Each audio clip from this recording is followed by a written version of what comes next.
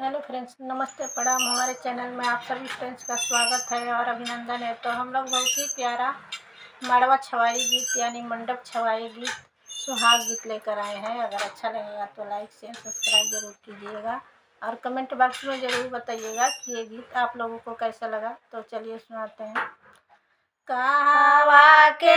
अति पाती मड़वा छवाई जी, कहवा के सुंदर दुल्हा बियाह नया जी,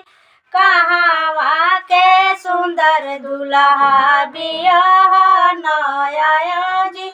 कहवा के अति पाती मड़वा छवाई जी,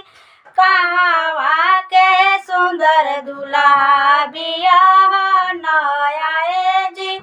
कहवा के सुंदर दुल्हा बियाह नया जी, जनकपुर के अति पाती मड़वा छवाई जी, अयोध्या के सुंदर दुल्हा बियाह नया जी, अयोध्या के सुंदर दुल्हा बियाह नया जी, लैयावा मखमल जारी बिछावा जी, बैठे समाधि राम पगड़ी सावरे जी,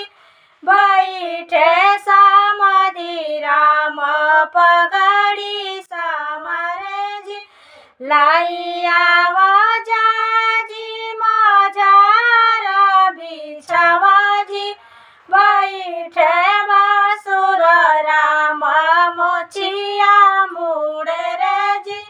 बैठे बासुर राम मोचिया मुड़े रे जी, कुश के चटैया लाई झारे बिछावा जी, बैठे बेटी के बाबा सिरावा नेवाई जी, बैठे बेटी के बाबा सिरावा झुकाई जी, कुश के चटैया लाई झारी के बिछावा जी, बैठे बेटी के पापा सिरावा नेवाई जी, बैठे बेटी के भैया सिरावा झुकाई जी,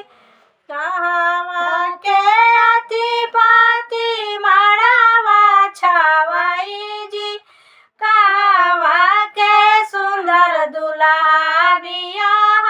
नया जी, कहवा के सुंदर दुल्हा बियाह नया जी, जनकपुर के